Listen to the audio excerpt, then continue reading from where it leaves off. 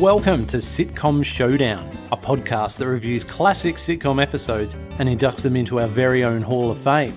As usual, one of us has chosen a sitcom episode and the other guy has no idea what it's going to be. Will they already know it? Will they love it? Can they be convinced that it's worthy? Let's find out on the Sitcom Showdown. Hello and welcome back to Sitcom Showdown for episode 76. And it's another one of these here actor specials what we're doing. Hooray! Hey. Now, just a quick reminder is last year when we did this, I selected Julia Sawalha, and Steve, you selected. Yeah. Oh, you can't. It was Judd Hirsch. It was What's the his great name? Judd Hirsch. Judd. Yes. Yeah. So that was pretty good. So it's come around already, and it's my turn, and I have chosen, and I think you might be able to see this coming, David Haig, MBE. Oh! Yes. I'm jumping ahead a bit, but I want to know which one we're going to watch. Well, we're going to watch one that we've said we should watch, so that's good. And it's Keeping Mum, which, as you would know, is the UK version of a sitcom called Mother and Son, which is originally an Australian sitcom, and this is a UK remake, written by the same dude, Mr. Atherton. Tippity tops. Yeah. But, you know, we'll get into that a little bit later on. Now, do you have any opening comments or statements about Lord Sir David Haig, MBE? I'm waiting to soak in the information because I only know him from one sitcom. Yeah. And that's it. Well, this is the thing, is you've put your finger on what's going to become a great theme of this episode, Steve, which is that he's so memorable in the role we best know him for, but what else has he done? And I didn't know, and I've had to look into all of this. And, I've only got to the tip of the iceberg. So David Haig, as we know, one of the great all-time sitcom characters in British television history, according to me, is the role of Detective Inspector Grimm. Right. Derek Grimm of Gasfeth in The Thin Blue Line, written by Ben Elton. Derek Grimm of Gasfeth CID, come on down! Just as I feared. Have you heard, fella? We are going to be stars, limos, posh birds, no more queuing at Sainsbury's. I reckon we should cut a single. Starsky and Hutch did it, didn't they? Come on, silver lady, take me home. And Kojak, he had a bash. If a picture paints 1,000 words, then what can I... Yes, classic character. It's the sort of role that I feel can, if you're not careful, it sort of eclipses all other roles you can take on. You know, how Jason Alexander would always be George Costanza. Mm-hmm. So it sort of borders on that, but he has done other stuff, so we're about to find out what that is. Now, movie-wise, people might know David Haig from 4 Weddings and a Funeral. He was in the Downton Abbey movie. Mm-hmm. But recently, television-wise, the biggest show he was in, I'd say, was Killing Eve. Doesn't sound like a comedy. No, oh lordy no. Incredibly popular show, Killing Eve. Very highly regarded show. I don't know how big his role in it was, but he was in it. So there you go. But he's also a playwright, we discovered. Many people would argue he's a dramatic stage actor more than a TV funny man. Indeed, yeah. Never mind all that though. Is that where he started off then, was it? Well, I couldn't find much early info on him, but he's done a hell of a lot of stage work. But yes, we'll never mind all of that that drama business, because David Haig has also been a bunch of main characters in sitcoms. We're going to chat about all of that in this Actor Spotlight episode of Sitcom Showdown. But first, let's go back to the very beginning, when he was a little baby. Oh, like he was born David Haig Colum Ward. So Haig is his second middle name, middle name rather. I don't know. Yeah, he was born in September 55, which means that later this year he's going to turn 65. I, for one, hope he doesn't retire. Mm-hmm. Yes. Now, so this is funny because that means he was literally 40 at the time Thin Blue Line was being broadcast, and there's a famous line in Thin Blue Line. Yes. When he's I've got a clip. Blimey, we've all done it. You get all stupid with some young lovely, and before you know it, you're bald, 40, sitting in the car park at Sainsbury's home base. So whether Ben Elton wrote that line for him because he was bald 40 and was probably sitting in the car park at Sainsbury's home base learning his lines, I don't know. But Yeah, I always wonder about that sort of thing. Anyway, we had a bit of a jump there from birth to 40, didn't we? But his first TV credit on IMDb is in 1978 for the role of Todman, not Todger, in a show called The Moon Stallion. The Moon Stallion? The Moon Stallion, which was like, let's say you are... Not one of those moon horses? It's one of them, they're moon horses. From Penguins of Madagascar. Oh, those, yeah. The unicorns were the things that... He won the dolly. Private was in love with. That's right. Oh, way to bring it back there, Steve. That's a deep cut, that one. Yeah, man. Extremely well done. I'm very impressed. It's a children's show about horsey type stuff, children's drama. Period drama, mind you, Steve-O. But, so he played sort of the servanty dude of the Lord of the Manor. Oh. And he had to put on some sort of rural accent of some sort. Now, I don't know my British accents very well. Yeah, not quite. Governor? Yeah, none of that. But, yeah, I've also got a clip of David Haig playing Todman in The Moon Stallion. I wish you'd let me help him do that. Smithing's a skill, Master Purwell, and more than a skill. Uncommon men are blacksmiths. They've been called healers, magicians before now. Healers? I wouldn't let Josh be my doctor. Oh, that's very wise. Smiths used to be the ones that pulled teeth at the county fair. They've got 2 Christian saints, countless pagan idols behind them. Well, there was St. Dunstan. He shot the devil, put him off horseshoes for good. So that's why horseshoes are supposed to be lucky. Well, it could be. Or it could be the magic in iron. You're teasing. Iron isn't magic. And men used to say it was the metal of the gods once. So this is in 78, right? And so this is his first IMDb credit. Now, you and I are going to assume that he'd done a whole bunch of stage work so that casting agents are going, you've got to get a hold of this guy. He's tearing it up on the stage. But I've got nothing to back that up with. Right. Unfortunately. Just pure conjecture. Yeah, pure conjecture. So, yeah, he's 23 at this point, and he's picked up this very nice main role, right, for 6 episodes as Todman.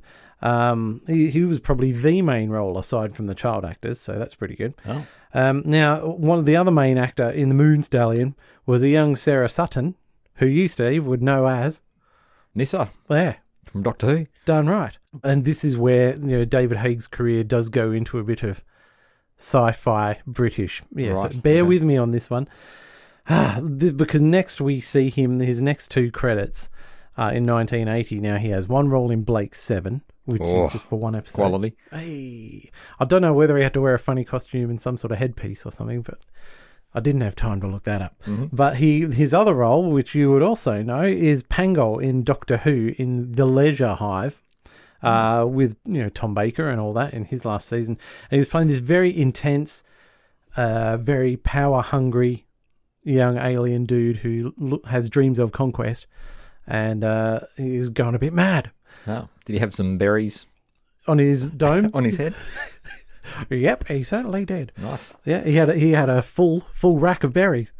Yeah, everyone who's watched The Leisure Hive will know what we're talking about.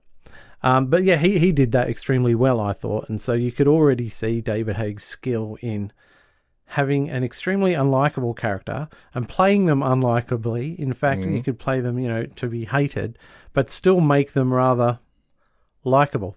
Or if not likable, then charismatic. And if not charismatic or likable, then certainly has the X factor that we talked about last week.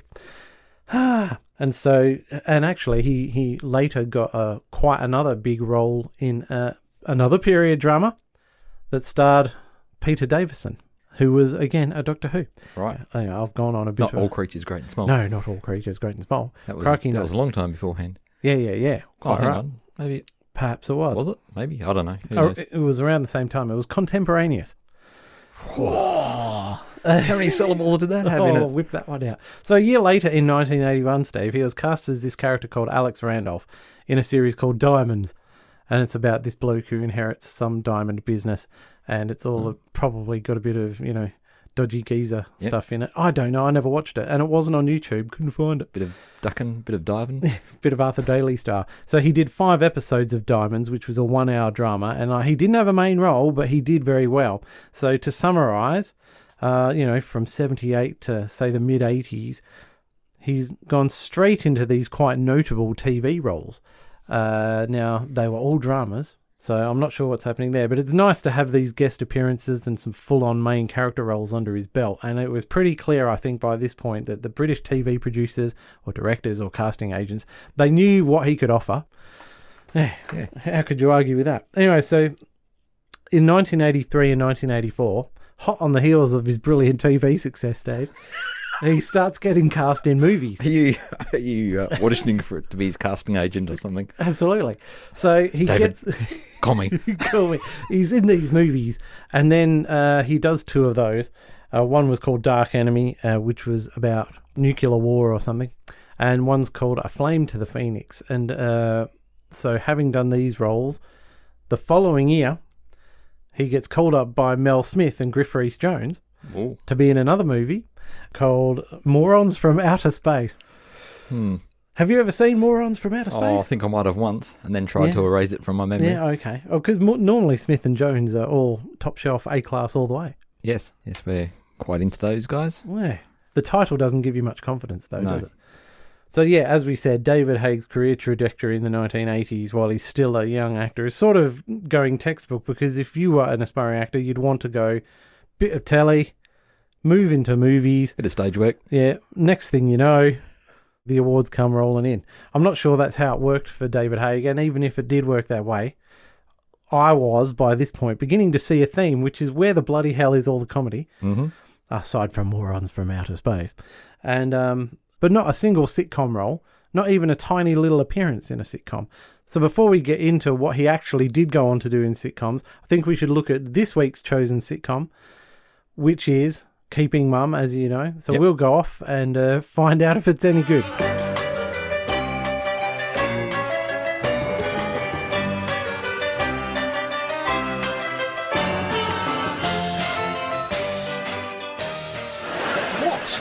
There's no saccharin in here. So? I don't know what Mum put into Uncle Tom's tea, but it wasn't saccharin. What do you mean? He's an old man. If Mum overdoses him with one of these... God, they'll lock her up. This is shocking. Oh, God. This is the worst thing that's ever happened to me. Oh, yes, you're really suffering. Can you imagine the damage to my reputation if it gets out that my mother is a serial killer? Oh, she's only done one. Every journey starts with one step. No, look, we'll say it was an accident.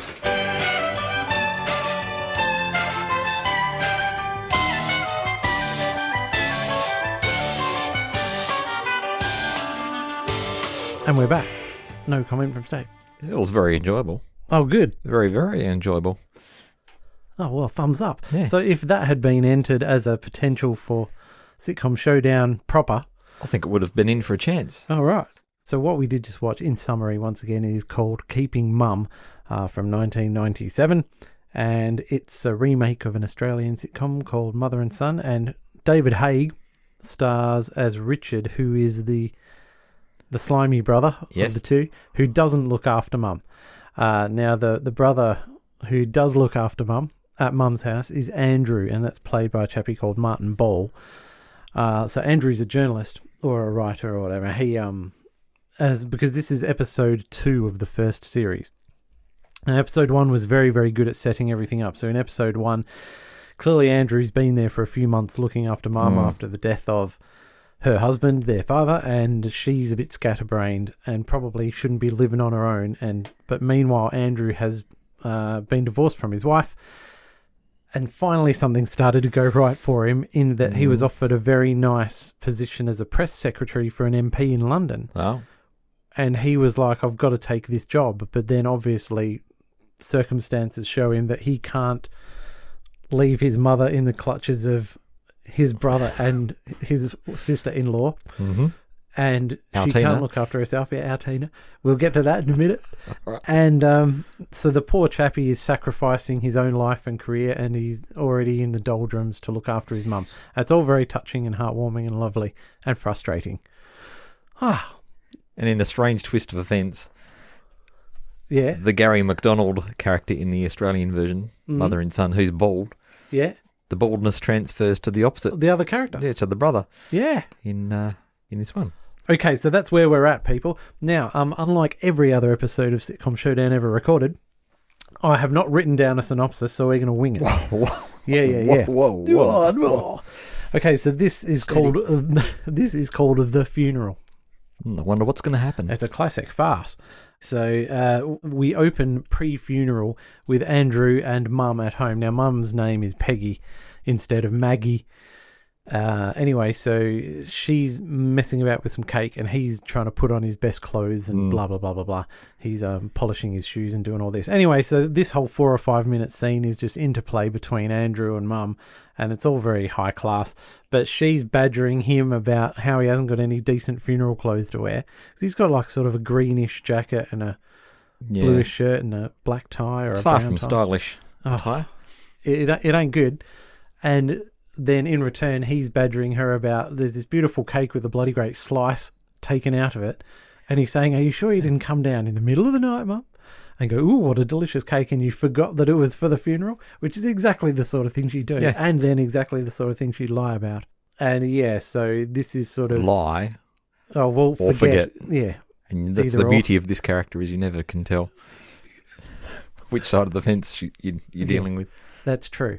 Now, actually, before we didn't mention the great, great Stephanie Cole playing Mum. No, you've completely omitted that. That's a shocking omission. It took me, because I've seen this episode 3 times, I've watched a couple other episodes, it took me a fair old while to get used to her being what is essentially a nice character. Did you find her a bit weird in this first viewing? No, not really. Oh, so you bought it straight away? Yeah. Her comic timing is superb. It's just... I was sold. I didn't even bother writing down the lines because I was trying to get the plot, but I'm sure you've got some of her lines in there. A few. Oh my goodness. But and like the character, she just is hopeless, but then she has these startling moments of clarity. Anyway, we'll talk about some of those as they come up. So we're pre-funeral at the house. Yes. And of course they're waiting for a car to come and pick them up and take them off to this funeral. And essentially they have set out a beautiful table full of, little finger foods and stuff to host a wake back at their joint. Yep. Okay. And so then we cut to later on the car coming to pick them up. And Peggy just answers the door and says, oh, look at the nice suit this young man's wearing. All right, let's roll. And she goes, all right, see you, Andrew, completely forgetting that he's supposed to be coming along, and she doesn't ask them to wait for him. Despite the fact that she's been haranguing him for the last 2 hours about what he's wearing. So she just goes. Anyway, we cut to them in the back of the car, and so there's Andrew and Peggy and just some random dude in the back of this car. And then they're talking about how Andrew had to chase the car down the road waving her handbag. Yeah. Saying, wait for me, wait for me. He was chasing the hearse. Yeah. It's not a good look, is it? No. It doesn't get off to a good start. So she's saying to him, this bloke in the back of the car, what's he coming along for? Yeah. And Andrew goes, that's Uncle Tom. Like she's supposed to know this is her dead husband's brother. Yeah. And so she doesn't know the difference between Uncle William, whose funeral they're going to, and Uncle Tom, who's very much alive in the back of the car. Anyway, she goes, is he going to the funeral? Oh, he looks quite well. Which I thought was a great line. Oh man. And she's saying, as it turns out, he's not so well, but well, yes, that's also true.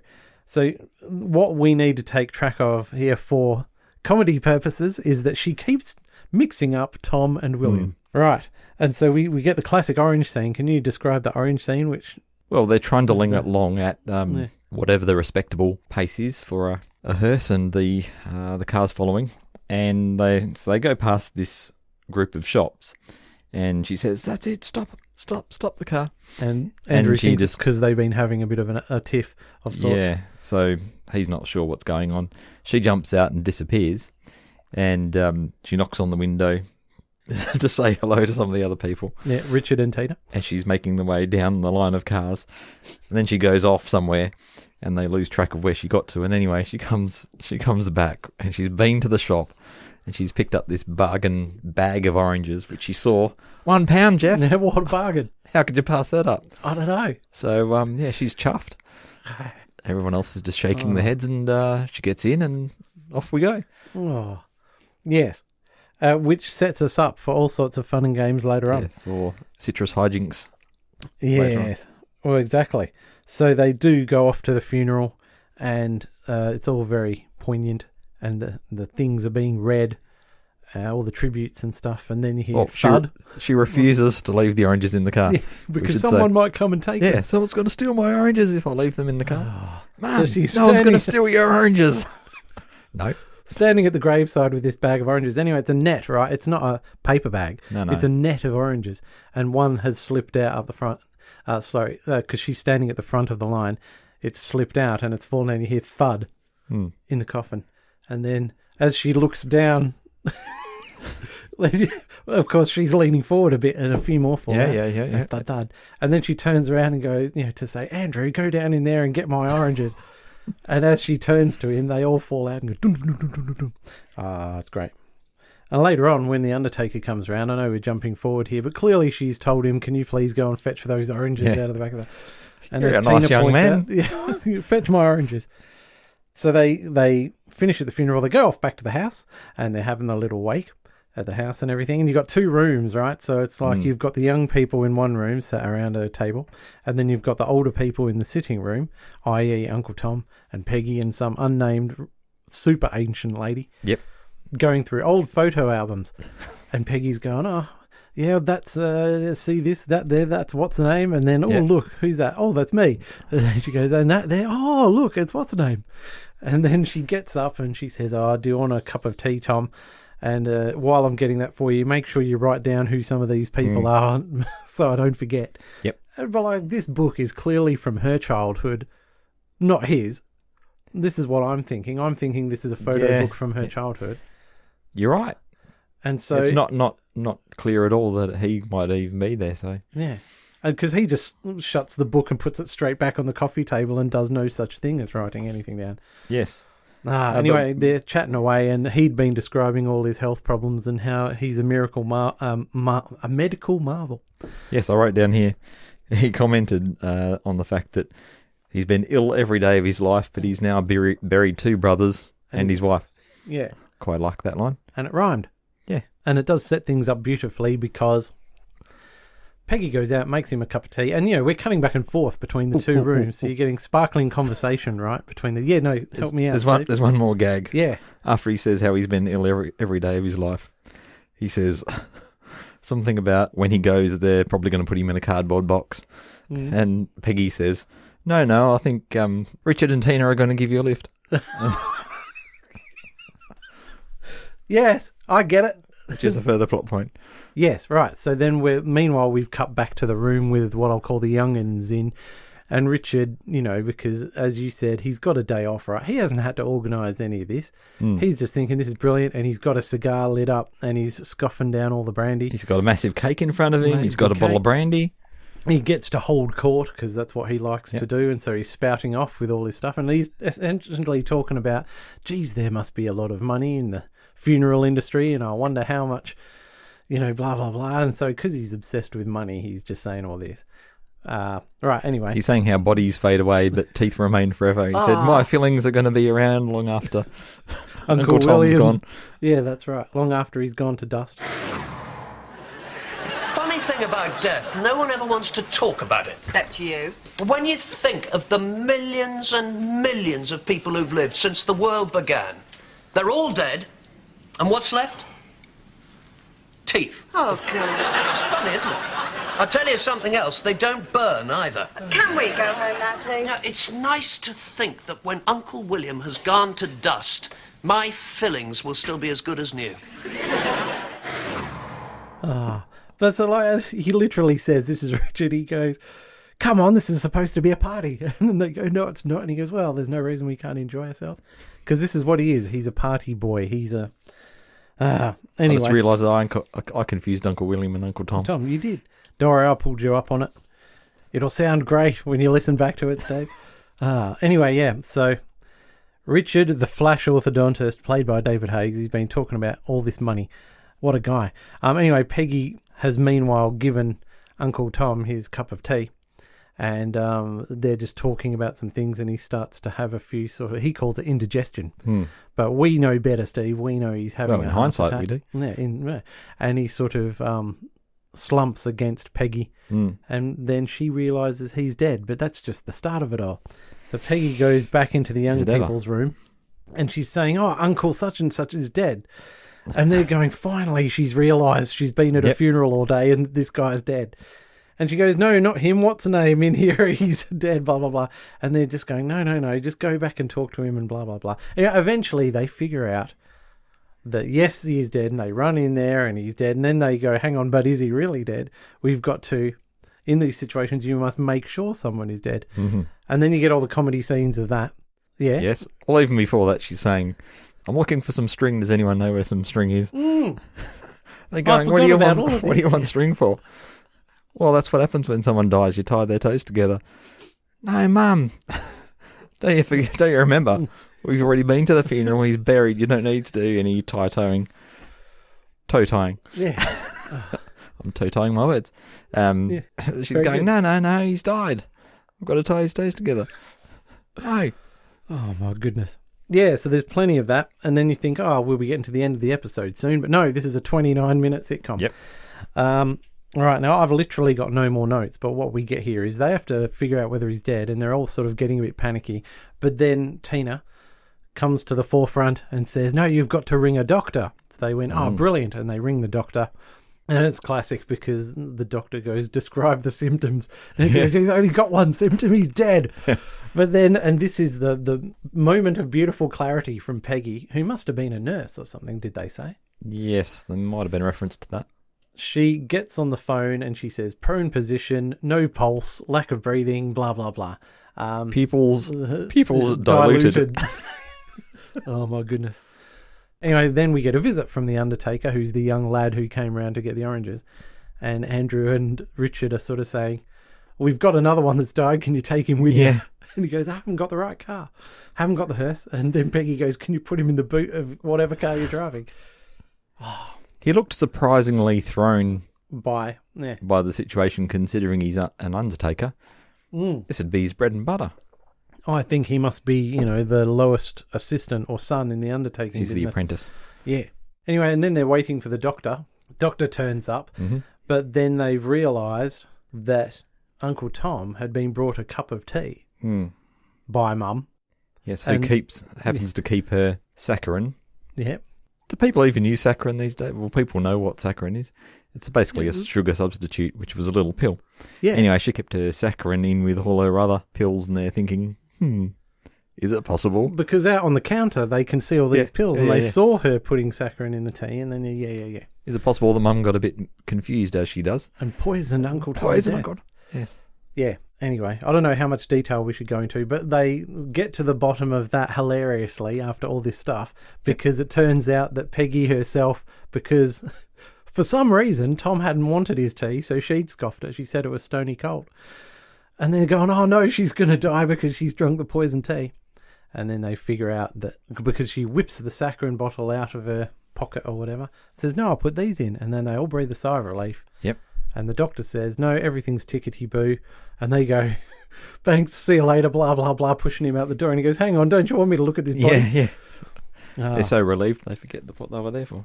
Right, and so shall we just leap to end of episode? Or not really? You did forget this gag when they're thinking, what are the ways you can tell if someone's dead? Okay. And someone suggests, well, why don't you just ask him if he's dead? And I think Peggy says, yeah, but what if he lies? Yeah, that's right. What? He's not going to answer if he's dead. And they go, yeah, but if he does answer, you'll know he's alive. And then she goes, not if he's telling a fib. That's just genius. Oh, man. It must be good for a writer, in this case, Jeffrey Atherton, to go, this highly successful sitcom I wrote has been performed for years. But now, when they're remaking it, he's got a chance to add in even more stuff that he goes, I wish I'd put that in last time. Yep. It's a cracking script. Oh, it is. And then, of course, they don't want poor old the cadaver of Uncle Tom lying on the couch. So Tina goes, shouldn't we cover him up? And Mum goes, oh, absolutely. We don't want him to catch cold. Put a blanket on him. Oh, man. So I think everyone did very well all round there. Are you leaving it there? Or? Oh, no, because I wanted to throw it over to you. And in doing so, I wanted to say, explain the significance of Richard's wife being Tina, Steve. Oh, well, before I do that, we do get to see Uncle Tom's funeral at the end of the episode. Oh, true. And Peggy's got another bag of oranges. She made them stop a second time. Ah, No, well, they should have just made her leave the oranges in the car the second time, surely. Well, Inspector Grimm's wife was Tina, our Tina. mm-hmm. So it's quite amusing that... Who we never saw. Yeah, that the character's wife is Tina Yeah. in this one. So do you think that they suggested to Jeffrey Atherton that instead of calling the character Liz, Yep. they call her Tina based on I don't know. Thin Blue Line? That would be a bit of an in-joke. Because this is 2 years later, something like that. 2-3 years after Thin Blue Line. Oh, serious? Okay. Yeah. So I think it's entirely possible. Yep, I could see it. Yes. I thought the character of Tina was... Because the character of Liz in the original is very, very unlikable, and she doesn't come across as she's being... horrible. Oh. But Tina, although she is a bit snooty, to say the least, I think she comes across as being a little bit nicer. Yep. I don't know. But still well played. And we forgot to mention that's Mira Sayal. She's pretty good. They're all pretty good. I was even impressed by Martin Ball. I mean, he has to carry was good. the whole thing, man. Yeah. He was good. All right. So we've always wanted to watch that ever since we brought Yeah. it up Well, on Mother and Son. So, yeah, tick it off the list. Damn right. You can find that on YouTube. That's where we watched it. Just type in Keeping Mum. Yep. And it should come up and you can watch them all, and it's worth a watch. And just remind us what the episode's called. The Funeral? It's number 2. It's called The Funeral. Mm-hmm. So you can't go wrong there, really, No. can you? Simple. No. Okay, so I thought he did rather well in that. He's an extremely selfish character, the character of Richard, played by David Haig. Yes. But yeah, at the same And time... egotistical. Yeah, egotistical. He was just smiling the whole way through this episode, and it's Yeah. a funeral episode. Yeah. He doesn't care. There was no pretense of being glum or anything like that. Nope. He doesn't have to do anything. He gets picked up and chauffeured around in a car. Sorry, yes, but... There is a brief moment during the episode where they realise that Mum drank the cup of tea. That She could die. That Tom had started, and that if it was poison, then she could die. So, and then certainly Andrew was concerned. And what about him? Was he concerned? Yeah, and there was a scene. He was, and he was weeping. So he does all sorts of things in this episode. He has Mind you, he had drunk. Yeah, that's He right. had drunk half a bottle of brandy. So he has to do sober acting. He has to do party acting. He has to do crying acting. He has to do drunk acting. And then he has to do frightfully concerned and shocked back into sobriety acting.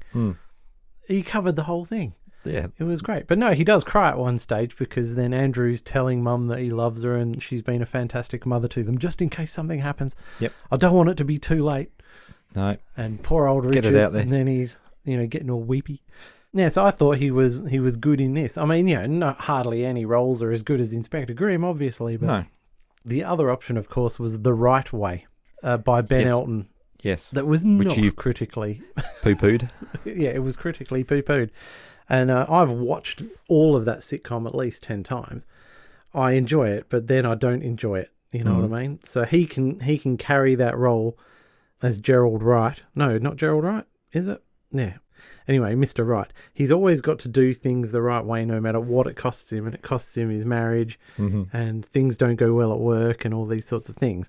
So on paper, you'd think it would be pure gold. Yep. But it just doesn't work for whatever reason. But I still watch it. Okay, let's go through a timeline of his sitcom, Steve. All right, go on then. It's pretty bloody short.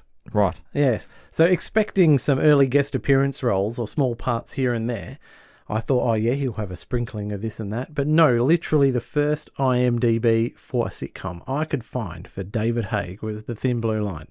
What? After he'd been That's successfully unbelievable. acting for 15 years. Yeah, it is unbelievable. I don't know. How did they know that he had these chops? I don't know. So we've got 1995-96, The Thin Blue Line as Inspector Grimm. Then we move on to Keeping Mum in 1997-98, playing Richard Bear. Then in 2009, so skip ahead 11 years, he gets a guest role in one episode of My Family. Then in the same year, he's in The Thick of It. Ooh, okay. As a character called Steve Fleming. Then we jump ahead another 4 years when he is not only in The Right Way in 2013, which we've just talked about, but he was also, of course, famously in Yes, Prime Minister as Jim Hacker. Oh. Now, that started as a stage show. in 2010, and he played Jim Hacker in the stage show. Yeah. And the story goes on from there. But I've never seen any of that. So this was one of those remakes that they did, like one episode of this and one episode of that. Well, yeah, could be. Yeah, because they did one of Porridge, and they did Are You Being Served? Did they do one of... Well, I was under the impression it was a whole Still Open or series Right, of Yes, okay. Prime Minister. I could be wrong. We didn't pay much attention is the point we're trying to make here. And Well, that's not the point we're making. Well, trying to make. But that's But you it. can figure it out. That's his whole timeline of sitcoms. Far out. But Imagine out if of like they- 1, 2, 3, 4, 5, 6. If you'd never seen him do comedy acting, and then the first day of the filming of The Thin Blue Line, he rocks up, you'd just be floored. And you think, who is this dude? Where's this come from? Well, look, I think at this point then we should put in a clip of him talking about this very subject because there's a brilliant interview which I suggest everyone goes and watches. It only came out a few months ago, and it's him talking to the Oxford Club or something like that, and it's called David Haig, Full Q&A at the Oxford Union, 8th of February 2020, and it goes for 43 minutes. That's a long clip. Yep. I've cut it down a little bit, yeah. A few little trims here and there. It's interesting, that thing about a sort of maniacal angst that's been a good source of income for me over the years, because I don't think it's a sort of dominating feature of my personality. It's there, lurking, but I find it easy to access professionally, and I've found that both anger and angst are great sources of comedy. And I suppose a lot of comic actors, I mean, I don't define myself purely as a comic actor, but a lot of comic actors will find what their particular vehicle or catalyst is towards hopefully being funny.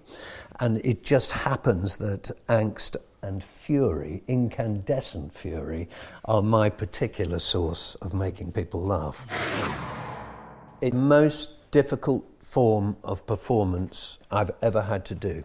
And it's ironic because one of the things I suppose best known for historically is The Thin Blue Line, which was in front of a live audience, and sitcom acting is really the least comfortable form of performing because it's a hybrid. And as you record each episode, you know it's going to be on camera. You therefore know the shots are going to be close on your face. At the same time, as I was just saying, you've got to reach the back row of the auditorium, or your instincts as a performer are to reach the back row. Though probably the most successful comic actors on television with live audiences ignore that side of the experience and always remember that they're on camera, because it's only one night you're going to get the kick of getting the live laughs from the live audience, and it's for posterity that it's up there in front of a camera and you're overacting massively. You know, so it's a very, very tricky hybrid, and it's the only sort of acting that can be potentially uncomfortable because of that. But this is the drawback, as he was just saying, about being a theatre performer and then going in cold into sitcom, is that you do want to reach those people with your big gestures and big voice and big facial expressions in the back, but the camera's right up on you. Yep. It's an art form. Look, let's move on to his movie roles. Steve, do you know him for any movie roles at all, David Haig? No, fair enough. No. Most famously, he's done 1994's 4 Weddings and a Funeral, and he was Bernard the Groom in Wedding Number 2. Ah. And then another big role he had in 2002 was 2 Weeks' Notice, which starred Sandra Bullock and Hugh Grant. Oh. Hugh Grant. And then 2019, as I mentioned at the start of the episode, he was in Downton Abbey, the movie, as Mr. Watson. Have you seen that? No. I haven't either. No. Not likely that I will. Oh, I've heard people who love the series say that they deliberately didn't want watch the movie because they don't want it to end. They don't want to know, and they want to keep it in their back pocket and then watch it at a future time in their lives. Yeah, more than one person has said that. There you go. Strange. Oh, yeah, but as I say, he has done other non-notable movies. Right. But yeah, on his credits, when you do look at it, because we've established there's not a lot of sitcom and not a hell of a lot of movies, that there are an awful lot of mini-series, an awful lot of drama. There's TV movies he was very big in as well. And of course, little tiny appearances for one episode in all these things like your typical The Bill and Midsummer Murders and Marple and Masterpiece Theatre and Cracker and Wycliffe and all these sorts of things. So he's done. He's never been out of work, basically. Oh, was it all for one particular Type of TV role? channel, or was it just all over the place? No, it was all over the place. Yeah, you'd have your ITVs and everything like that. So that Diamonds one I mentioned from 1981, that was ITV. But of course, the year before, he'd done Blake's Seven and Doctor Who for BBC. Yeah. So, there's a lot. That's good. Now, we haven't talked about him as a playwright, but it's very interesting. He did a play called My Boy Jack. Now, whether it's based on real life or not, I have no idea. This is in the mid-2000s. Now, this was not only a stage success, it was dramatised for TV. And I still don't know where I got this info from, but it doesn't seem right. But it was nominated for 10 BAFTAs. Imagine it, did you? I might have imagined it. Nominated for 10 BAFTAs, and it picked up 4. So this is heavy-hitting stuff. Whoa. I only skimmed over this, so my apologies. And his son was played by Daniel Radcliffe, who, as we all know, is Harry Potter. Oh, there's some very strange Venn diagrams happening there. Oh, totes. Now, he, as an actor, he won an Olivier Award in 1988 for Actor of the Year in a new play for his performance in something called Our Country's Good. And then he was nominated 28 years later in 2016 for an Olivier Award for Best Actor in a Musical. And he was in Guys can do it and all. Dolls. Oh, yeah, that's right. Yeah, so he was Nathan Detroit in Guys and Dolls. Far out. Oh, no, man. It goes David, round and you can round. do anything. Yeah, totally. So, in summary, have you got anything to say, Steve? Have you got any general comments on... Well, I'm just... Yeah, like I said earlier, I only know him for one thing, so you're just blowing me away with how well-rounded he is. Oh, cool. Oh, I'm glad to hear that. From the characters that we know him as, he does smug very well, he does confident very well, but often it's brilliantly played in that these characters who can come across as smug and overconfident, they do have these moments of insecurities when you realise it's all false front and bluster and that sort of stuff. And although you think the characters are similar, they are quite different. So you've got Inspector Grimm. He talks a good game, but we do see his insecurities in that he doesn't want to go on camera because he thinks he's resting his jaw on a stack of crumpets. Yep. And all these other things as well. I'm not even convinced he's competent. No, he's not. He's totally not. And then you've got Gerald Wright, who isn't necessarily smug, but he's this terrible idealist and perfectionist. And then Richard Bear, of course, is smug, and he is selfishness personified, and he's shallow, but he feigns all this depth. And then you realise he does all this stuff because, secretly, although Andrew from Keeping Mum thinks he's the put-upon son that Mum doesn't like, and that Richard is the golden boy, when he's not there, a conversation that Mum and Richard have between each other is that basically the father and her were dreadfully disappointed in him for failing to be a doctor, and because all he did was go around and party and get hammered all the time, and then he just chose dentistry after flunking out and all this sort of stuff. And he's always been a bit of a disappointment to them, but do you know what I mean? And Andrew doesn't know any of this. And it makes all the interactions after that, we as the audience realise what's going on, and it adds a beautiful layer to the whole thing, and it's lovely. That's interesting. But the way David Haig does these three characters, he brings his ability to do fury and anxiety to it. I thought it was pretty cool. Anyway, so yeah, the more research I did on David Haig, the more time and access I wish I'd had to watch all these other shows and all these other performances, so that, not only I'd enjoy it, but so I could learn more as well. But we don't have time for all of that. No, of course not. There's other sitcoms on the list. I've really only seen a very few of them. So I think here I've only scratched the surface and not really done him justice. But having said all that, Steve, I think it's just because his portrayal of Inspector Grimm alone would get him into the Hall of Fame, But that's just a fragment of his work, and you can sort of judge an actor by range, or you can judge them by watchability, or you can judge them by how convincing they are on the screen, or whatever other criteria you like. And I find him ultra convincing in every role he plays, as I was saying about John Malkovich last week. And I find him very watchable on screen. But the point is, he doesn't have to have range. I've seen no evidence of his vast range, but it's good enough for me that other people say he does. And I don't, as I've said, I haven't watched all his other stuff, and I don't care. It makes no difference to me whatsoever. But if people do want to know, there's a hell of a lot out there you can watch. And if you want to watch his latest stuff, there's a show called Cobra on Sky TV, who I think are doing like a Netflixy, Amazon-y sort of thing. And it's also got Robert Carlyle in it. Yeah, who our mother loves as Hamish Macbeth. Yes. Yeah, everyone loves Robert Carlyle. Yes, so he's in this what's show that with one David then? Haig. I don't know, Cobra. It's a drama. It ain't no comedy. Right. Okay. So yes, people, go out and watch David Haig, and that's all I've got to say. Yeah. Yeah. Yeah, he can join Julia and Judd Brilliant. in our little Hall of Fame. Yeah. Oh, jolly good. I think he deserves it.